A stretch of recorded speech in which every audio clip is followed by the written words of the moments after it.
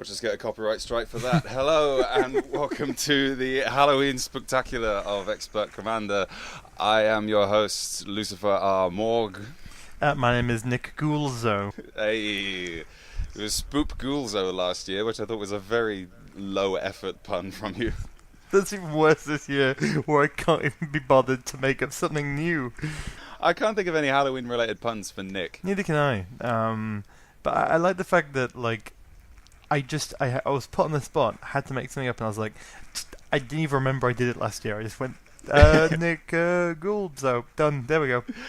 That'll do. That's fine. Yeah, it's Halloween, and for the second year in a row, Nick and I are doing a Halloween version of your favorite podcast. This year, Nick floated this idea to me, and I thought it was excellent. This year, we watched a spooky film, which I think probably surpassed both of our expectations. We both watched the film Hereditary, which came out this year. Came out a couple of months ago, I think. I think it was pre-Avengers. That's how I judge things. Actually, no, it wasn't. It was in June. Was it in June? Oh, it was in June. I mean, which I think makes it the last film I saw at the cinema. I didn't see it at the cinema. Nick mentioned this to me, so I watched it last night. But it's part of this trend of actually quite good horror films, of which Get Out was another one a couple of years ago, where they're kind of moving away from the traditional Halloween release date, and as such don't have to please like roomfuls of teenagers like dressed up as witches and zombies. So what's rather entertaining is so I went with my friends, and we're all nerds, but like you know, academic nerds. We all sit around sort of like in libraries with our smoking jackets on, talking about Chaucer and shit. And there were some regular teens behind us. Yeah. How did they react? They had no idea what the fuck was going on. Really? Yeah, I mean, like, they were scared. Okay? Yeah. Everyone was scared. We're not afraid to admit that. Okay?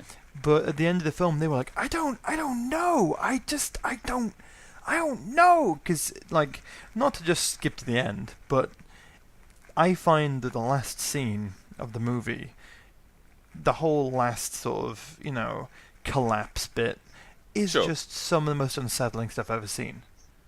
Sure. Well, we should probably preface this by saying spoilers abound. Spoilers, yeah.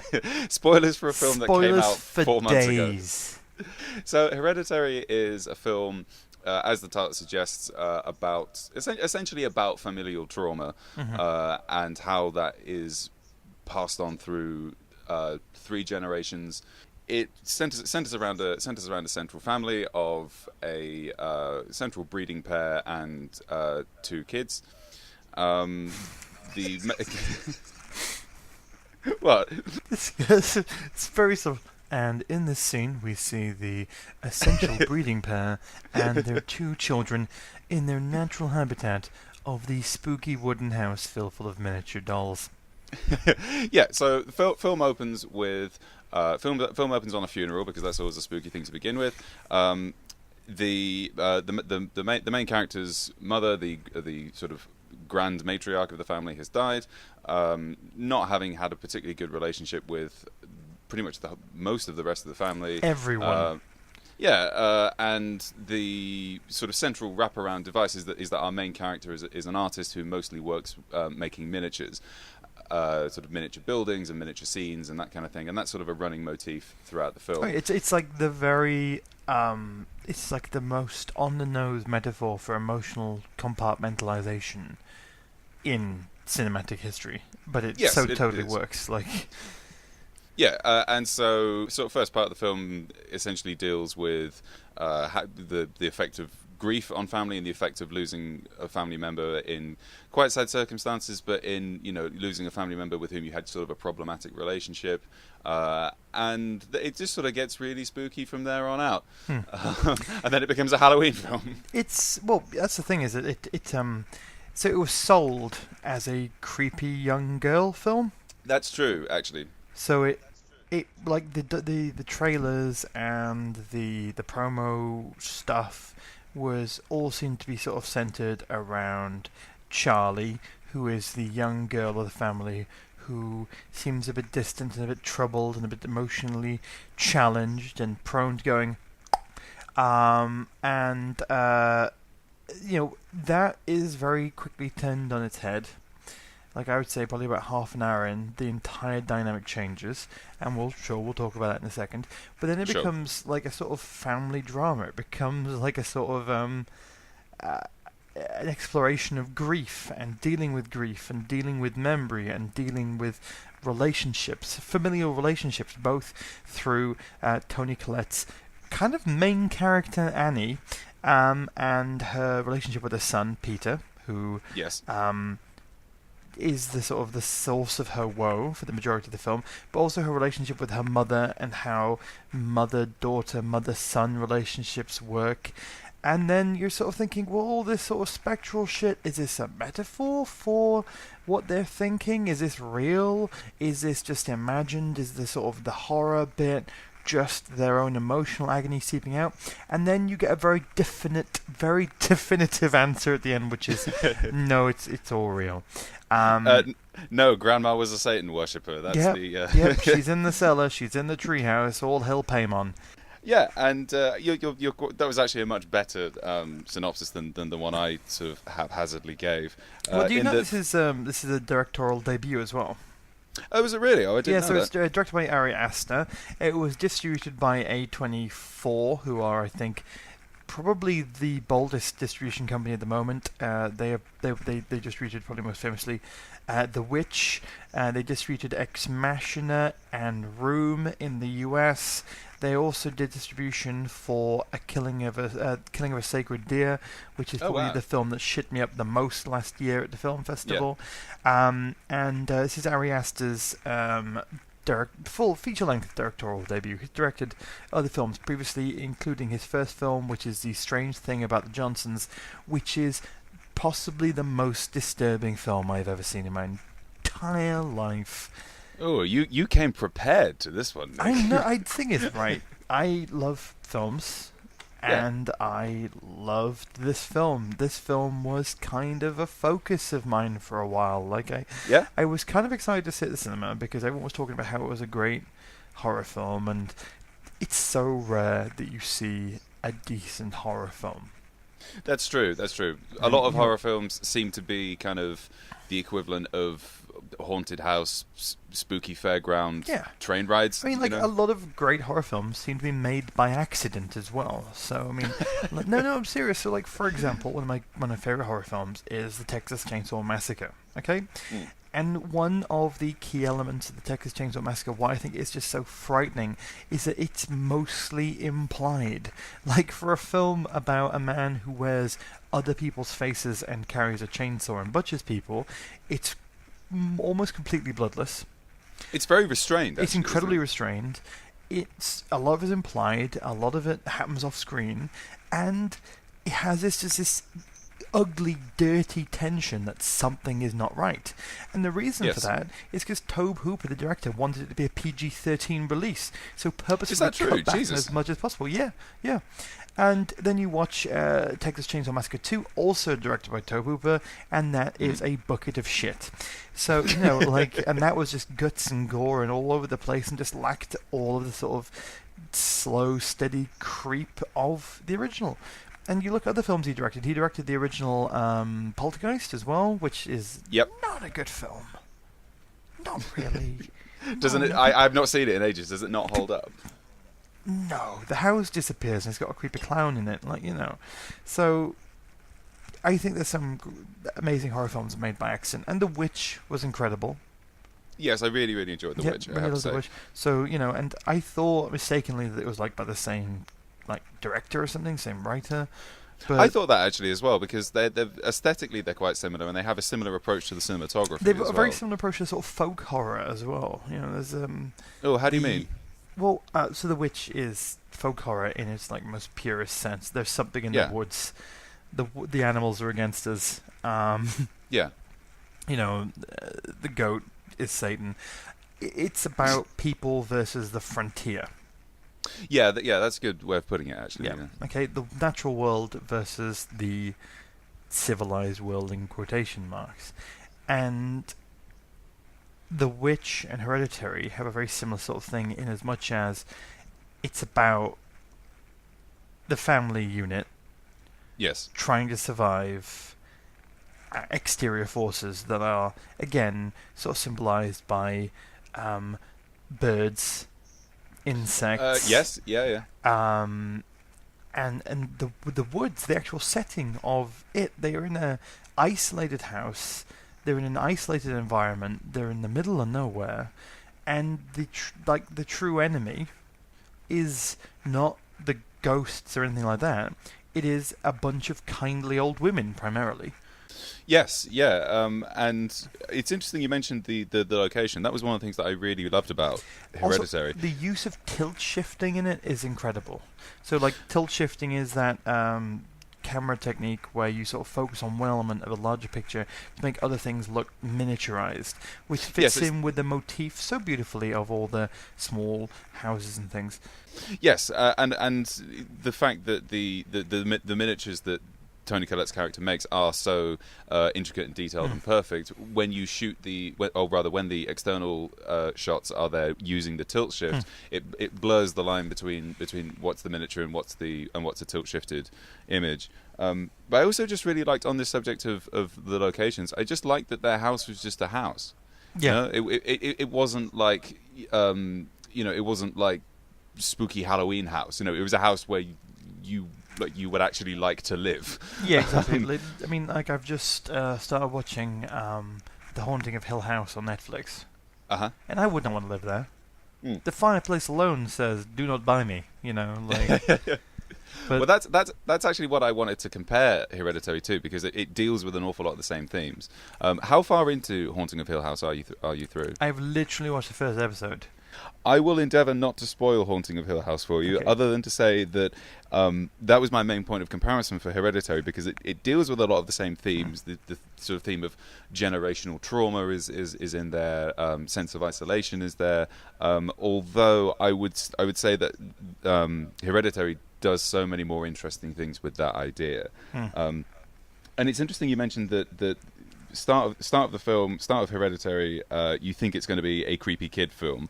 And by the way, fucking powerhouse performance by Millie Shapiro as the girl. Yes. And I was genuinely disappointed that she's not in more of the film. I would say that this film is kind of understated as well. Like, there are some elements of it that are intense. Well, actually, the entire film's intense, but what I mean is, like, there's some elements of occasional prolonged gore, which sort of, if anything, makes it more. It actually makes the gore more intense. That it stays on the camera just a little bit too long for it to be comfortable. Yes. But like that sort of that underhand nature, the sort of like the luring into this is ordinary, makes the final reveal that it's not ordinary. Let's start at the beginning with the opening shot. Yes, the opening shot of Hereditary is a slow zoom in of one of the miniature houses that Toni Collette's character has constructed. Very, very slow zoom in, and then it melts almost imperceptibly into a wide shot of the actual version of the room that miniature depicts of Peter's bedroom. Of Peter's bedroom, yeah, and it's a lovely slow pan. It's a lovely kind of melding of miniature and minimal CGI and kind of compositing between shots. And to be honest, I was pretty much sold on the film from that point. I was like, okay, this is a film that knows what it wants to do, you know. Yeah, no, I mean, it sort of declares its statement of intent in the first in the first scene. It sort of says, like this is, and also then it goes on to do because I mean, like they're waking up. Everyone, the family's waking up to go to Grandma's funeral. Yes. And there is that shot again of the coffin being lowered into the ground with the cutaway. So again, it looks like a model. Like it looks like life has just been sort of happening in scenes at this point.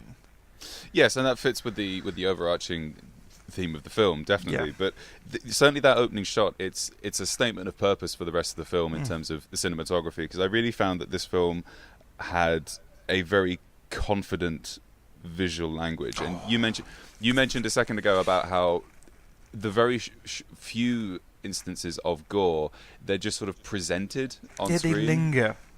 Yes, exactly. And that is mirrored by the shots of kind of the reactions to that gore. There's a scene where Charlie, who is played by Millie Shapiro, where she is killed in a particularly horrifying way. Yeah. And there's a lingering shot of the aftermath of it, but an even longer lingering shot, just a very wide angle of Toni Collette's character just losing it with grief. And that bit where you're watching through the doorway and she's like hammering her fist into the carpet saying, "I want to die." Yes, yeah. And the camera just holds on her. And again, powerhouse performance by Toni Collette. That's amazing, an astonishing amazing. performance. And it's not frightening, but it's deeply, deeply uncomfortable. Well, the other thing is it's a very voyeuristic viewpoint. You aren't in the room with her. No, that's true. You aren't at eye level. You don't feel part of the scene. You feel distant from it because you are watching it through a doorway. So basically, the way that the film pans out, you have so the opening of the film is the death of Toni Collette's mother. Yes. And you have her dealing with that, and then you have her, and you sort of have a rocky relationship with the son, who is a bit of a stoner, a bit of a sort of like greasy, outsidery type kid. Was it distracting to you that he was clearly a lot older than secondary school age? I don't know, because I mean, like, I have this deep trouble that I can't age people. Like, he's got a heavy 5 o'clock shadow in this entire film. I don't know when kids grow beards. Like, this is why I lost my job at the cigarette counters, because I kept just handing them to people. Like that scene in Clerks is like, "Hello, 5-year-old." But anyway, so Peter's character. I think the character of Peter, okay, I think that the actor pulls it off incredibly well. I'm going to give you a heated reasoning behind this, okay? No, go on.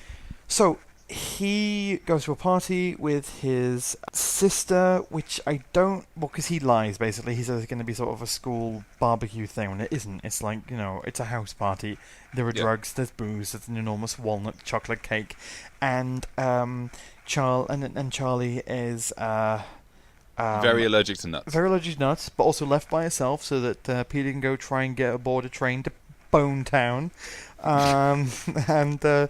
She ends up having some nuts. Her throat's closing. He panics, puts her in the car, driving her along. She gets out, leans out the window trying to get some air, and then she ends up hitting a telegraph pole with her head, and it sort of separates her. In the first of many decapitations in the film. And there's a scene where he looks in the mirror, and it doesn't ever show you the back seat of the car. No, you don't see the decapitation. You don't see the aftermath of it in this scene, and he just sits there for an extended period of time, looking in the mirror, and he just drives home, gets in the bed. And then just sort of hopes it goes away. And the really weird thing is that you as the audience, you also expect it to go away. Because the film's been sold to you on the Molly Shapiro role. She's been in every poster and every trailer. You're like, she's going to be alive. She's going to be, something's wrong with this kid. And no, she's dead, son. They find, next thing you hear is Toni Collette screaming that her daughter is dead. But he plays a character who is obviously stricken with guilt. Yes. Sorrowful that he's done this action, but also completely alienated by his mother. So he's being pulled in every which way direction. He wants to be sad about his sister's death, but he can't be. He's not allowed to be because his mother blames him for it. And I genuinely think there are moments in the film, especially when Alex Wolff and Toni Collette are acting against each other, like the scene where wakes up in the middle of the night and is like having a go at him and basically says that she never wanted him. He plays it so well. And then there's a scene where they do the Ouija board, where they do the sort of like, move the glass around the table. Oh, yeah. And he just says like, "Mummy, I'm scared," and you get a childish sort of innocence and fragility to his character. He doesn't want what's happening, but he knows he's a cause. He did a really good job of portraying the kind of childlike emotions that are always just under the surface when you're that age. I don't know. I felt like pivoting the story to make him the central part of it towards the end didn't quite work for me. Because essentially he's always been the central part of it. What's the first scene except for his bedroom? The slow zoom of the miniature, which is of his bedroom. Into his bedroom. He has always been the focus. That's true, actually, yeah. No, that's a good wraparound. One thing I would like to say is I think probably the second act was my favourite of all three. When you're really digging into the just familial dysfunctional hell of this family, and like none of it's through their own fault. It's just terrible things have happened to this family, and they don't know how to deal with it, and they don't know how to communicate with each other. There's a moment in the bedroom where they're having an argument, and that is just incredible. You've got the mother who is so involved in her own guilt that she blames her son so much for her daughter's death. Yeah. Because I think in many ways she's just blaming her son to avoid blaming herself. Well, in fairness, I mean, textually, the son went to a party, got high, was neglectful of his sister and her allergies, then tried to drive while under the influence of drugs, swerved off the road, and his sister ended up dead. I mean, he is culpable. Textually, he is culpable. You're entirely right. But the other thing as well is that in the context of the thing is that her mother basically told her that she was going to be a terrible mother to her daughter. So like Toni Collette's mother told her she'd be a terrible mother, and even like it's like implied that a weird relationship. Like she tried to breastfeed the daughter and things. Yeah. It's like the grandmother tried to breastfeed Toni Collette, her daughter's daughter, and weird stuff like that. And then she actually turned out to be she thinks she is a terrible mother because she hates her son, and her son killed her daughter. So, but even that dinner table scene, you got the son who wants his life to continue, and the father who is kind of an impassive, very much an impassive figure. Yes, who is played by Gabriel Byrne. Yes, Gabriel Byrne's character does seem to be quite underwritten, although I don't think that's really to the detriment of the film. I don't think he's underwritten. I think that he's just he's an impassive male figure. Yeah, and that's fine, really. And I mean, it's all about the powerlessness of men in a way, because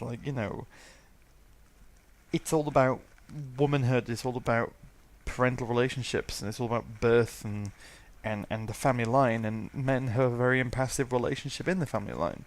Men turn up, they lay their eggs in the water, the women turn up, they then fertilize the eggs and then raise the children inside their pouch at the front, and when they are ready, the babies eat the mother. That's how human reproduction works, isn't it? GCSE biology with SPOOKTACULAR.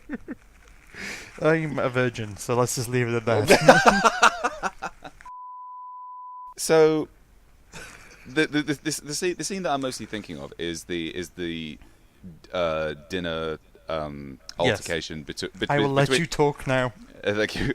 Between Peter and Toni Collette's character, and you've got to bear in mind this scene occurs just after like the goriest scene in the film. Again, it does feel very voyeuristic, as you were saying before. Not quite as voyeuristic as the earlier scene with Toni Collette just losing it with grief, because the camera is sort of at the table, so you do feel as though you were there. You're not watching it from behind a doorway.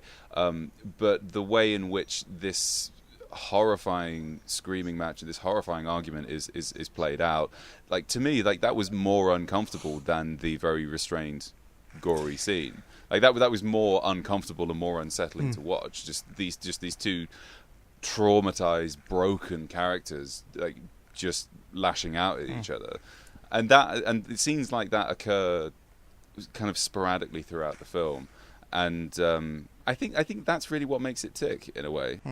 Well, you know what's really interesting is that I've just read that the director he names a bunch of films you'd expect as his influences, such as like Rosemary's Baby and Don't Look Now and stuff like that. Yeah. Yeah. And in fact, the little the sort of scenes of her in a little red coat totally remind me of Don't Look Now, because Mina Shapiro is young as fuck, and you know, for what's effectively a child actor, she actually carries off depth of emotion incredibly well, because usually I despise child actors because they don't know what emotions are. But yeah, I mean, like you compare her performance to something like the kid from the 2000s remake of The Omen, you know. Yeah, exactly. You know, just but he actually names the cook, the thief, his wife, and her lover as one of his inspirations, which is Peter Greenaway movie, and as you all know, Peter Greenaway trained as a painter before he sort of went to art school with Ian Jury as a painter, and a lot of his sort of scenic inspiration comes from Renaissance painting, which now I have sort of seen that there is an influence of Peter Greenaway in Hereditary. That sort of makes sense, because sometimes it doesn't feel like you're watching a film that you're involved in. It seems like you're looking at a painting that you're not, you know, like you're looking into a moment in time, and you are the viewer, you are the observer. Because I mean, that's the thing, is that, like, especially with contemporary film, is it tries to make you, the viewer, part of the experience. Like shaky cam, fast action sort of things attempt to try and get you in the scene. And Hereditary makes no effort to do that. No, it doesn't. And there's also no jump scares either. Not a single one. So you do feel very much an observer to the goings on of the film, much more than an active participant. Even things that you think are gonna be jump scares turn out to, like, again, linger. So, like, you know, when you see somebody in the darkness, it stays in shot and then fades away rather than the other way around. Like, there's that moment where she sees her mother in the shadows very beginning of the movie, and then that's it. You know, like, and then there's that bit where Charlie turns up in the rafters at the end, but like that doesn't. It just sort of pans onto it. It doesn't sort of make you go woo. It just has that unnerving creepiness to it. Yes, it makes you look at things. As opposed to startling you with, like, oh, here's the loud noise and here's a sudden image, and the act of showing that is more startling than the actual thing that's being shown. It just throws the thing up on the screen, and in a very sort of like Wes Anderson, you know, wide shot, lots of long takes. It just says, look at this, you know, and then just compels you to look at it by just keeping it on the screen for such a long time. There's one scene actually. It's during the séance that Toni Collette and the dad and Peter participate in. There's a scene where they do the Ouija board, and they're trying to contact Charlie, which you think is such a total like trope to be using, but it's such a wonderful inversion when you find out that it's somebody luring somebody else into something else. You know, when you find out that it's part of the great scheme, it sort of makes sense. But for a while I thought, oh, so it's going to be this kind of film. Yeah, well, that's a theme of this film, isn't it? Actually, that's a good point. So the phrase, oh, so it's this sort of film, went through my head about 9 or 10 times at different stages where it completely shifted tonally. But on this subject of, like, just displaying things and compelling you to watch them, during the family séance scene, it starts with the lights out, and, you know, creepy stuff starts happening, and then partway through that scene, the lights come back on, and creepy stuff continues to happen. And it's like you turn the lights on in a horror film. That's universal visual code, universal horror film visual language for you can breathe now.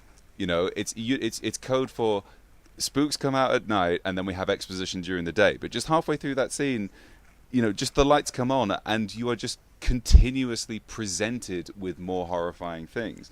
And that speaks to what we were saying before about this film having a very confident visual language, because it violates that cinematic language of during the day or when you're in the light, nothing bad can happen to you in a horror film. It completely violates that language. And also when Charlie's decapitated head is shown on the screen, that's shown in broad daylight as well. Mm-hmm. So you mentioned a second ago about how the phrase this is what this film is, this is what this kind of film is, went through your head about 10 times, all for and you were wrong every single time. Yeah, always wrong. Yeah, I mean that comes out in its cinematography as well, because not only does it violate the tropes, it violates the cinematic language. You don't know what sort of film it is until the last fucking scene. Because there's that scene where the only person left unscathed, as it were, is Peter, and he gets tormented by his mother, who everyone thinks has gone mad now, and the apparent ghost of his dead sister. And there's some very sort of Japanese horror style scenes of people going across ceilings, hitting their heads against doors and stuff. But then,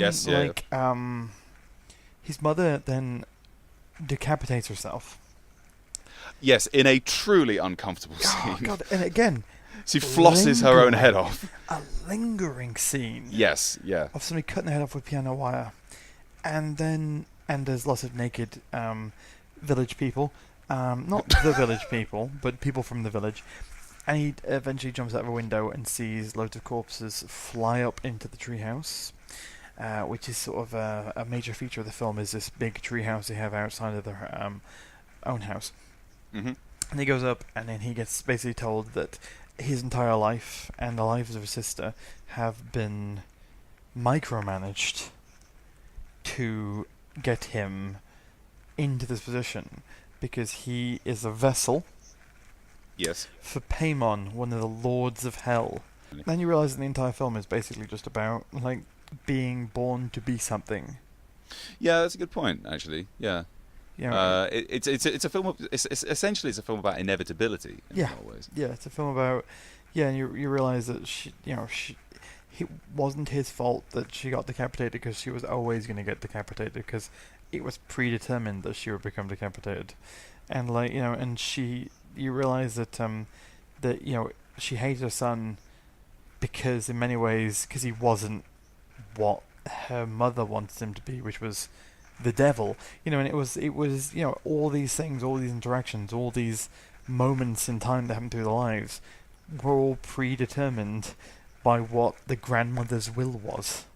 Yeah, it's also a strange sense of assuaging of guilt in a way, because Peter's character is tormented by guilt throughout most of the film for causing the death of his sister, and then the conclusion is essentially, yes, you did this, but it almost assuages him from responsibility because it was predetermined, but predetermined in the most horrifying way possible, I suppose. Yeah.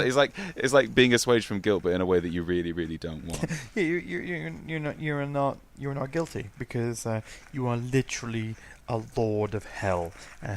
You're born for a specific purpose. Yeah, we've mentioned before on this podcast about how Hereditary takes tropes and sort of subverts them. Many points during this film, you think you've got the film figured out, and then you just haven't. And it also violates and breaks the cinematic language of horror films. Again, something kind of similar happens in Haunting of Hill House, although it does it in a much less cohesive way. Although there's one trope in both Haunting of Hill House and Hereditary which seems to go unquestioned in both media, and that is that both of these stories prominently feature a hysterical mother figure wandering around muttering to herself in a dressing gown.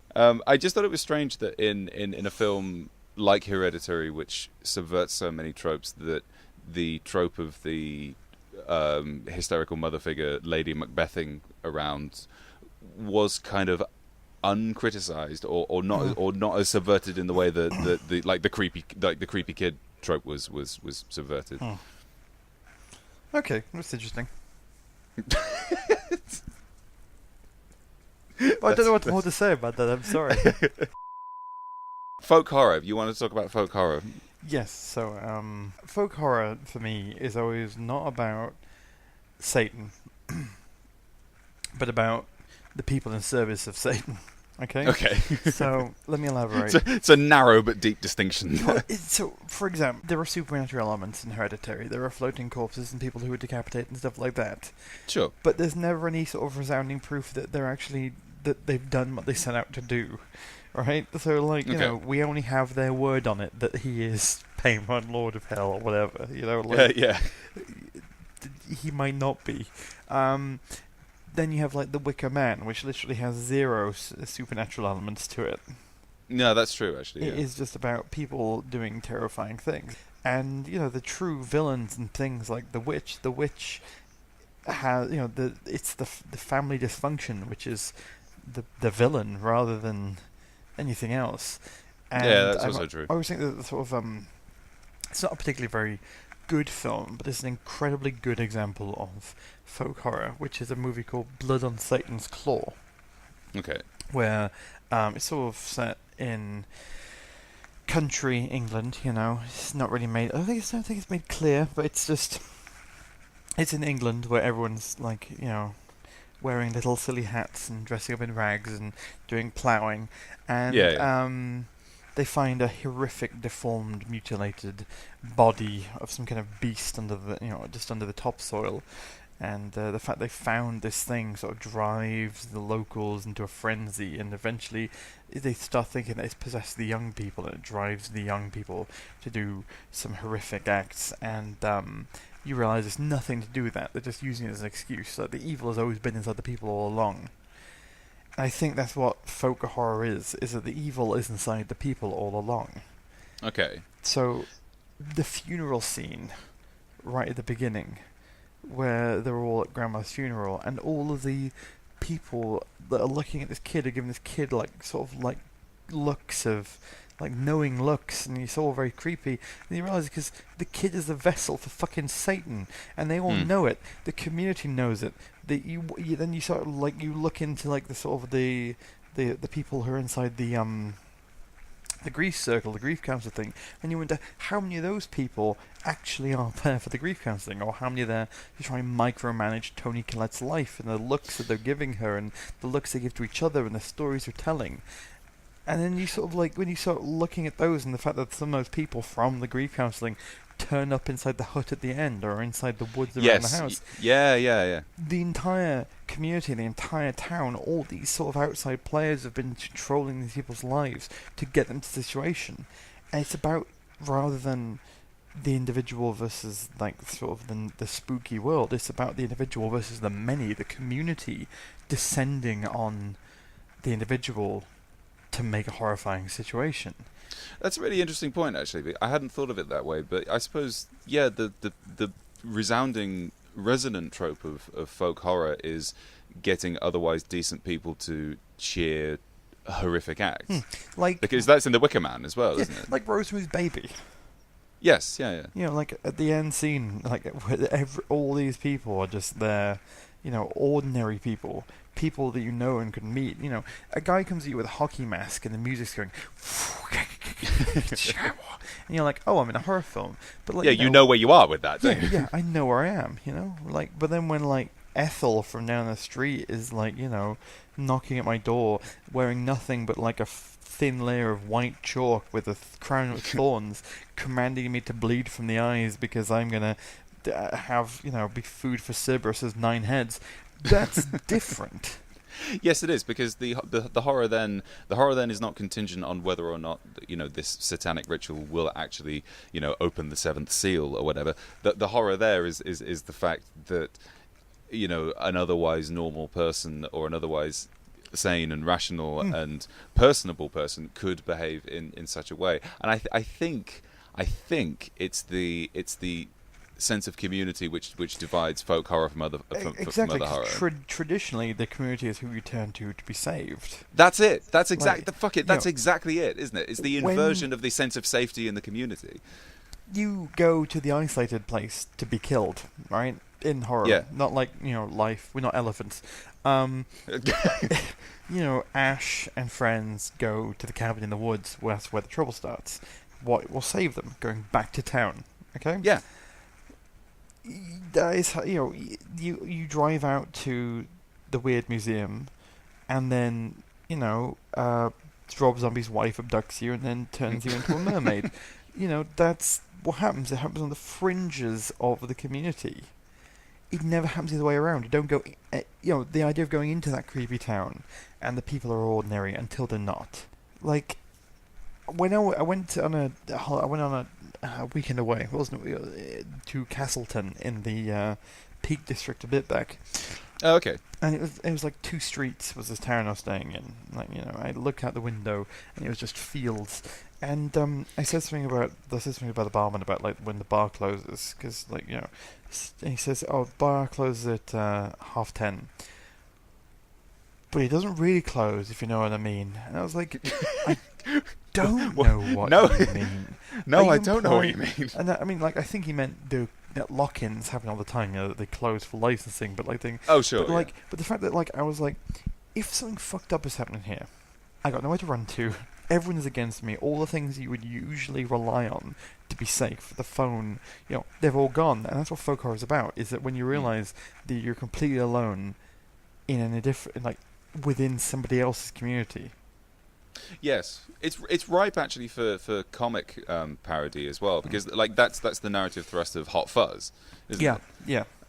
And Hot Fuzz is in effect a folk horror film, which I think is why I enjoy the first half far better than the second. No, that's a good point. I genuinely hadn't thought of folk horror functioning in that way, but yeah, it's more the horror of otherwise decent people committing horrific acts. You get killed in the street, on the on the altar of the town. Somebody will hose down the street. The next morning, the paper will still be delivered and the mail will still go out.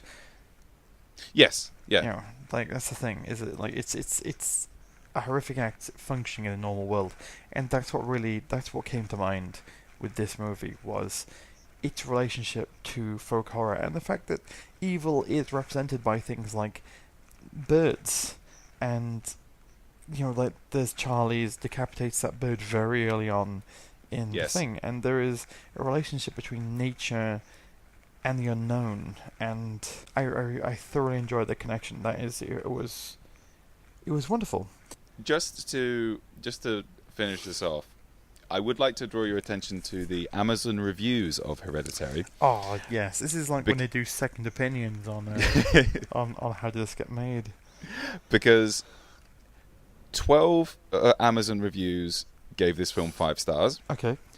Good. 11 Amazon reviews gave this film 1 star. A lot of people give horror films really. They get, you either love it or you go, I was frightened by this, so I'm going to trash it because I want to appear hard. I think that's how it works. But let's talk about the Amazon reviews. So to send this podcast off into that good night, I would like to read from you a review posted on the 13th of this month on Amazon by a reviewer called Nutty, and this is a verified purchase, and he bought it on DVD. Okay. 1 star. The headline of this review is 4 question marks. What is this boring garbage on about? L can't review this as L did, NT understand. Space, it's a long film, space, if you're depressed, avoid. It's Urs of misery. And you'll be pleased to know that 4 people found this review helpful. You've started something now. I've got another one for you. 1-star review. Oh, God. Okay. George A says, weird story, but that's not the problem. The problem is that it's not interesting or scary, except for a couple of scenes which are really scary. 1 star. It's not interesting or scary, apart from when it's interesting and scary. Have you heard of how a screenplay works? Scary for the sake of being scary. It's a fucking horror film. It's a horror film. I wish there was a way that I could just click on it and see what these people liked. Wild Hogs 2, 5 stars. It's like a 5-star reviews for Paranormal Activity 3. Look what's happening to Rosemary's Baby. End of Days.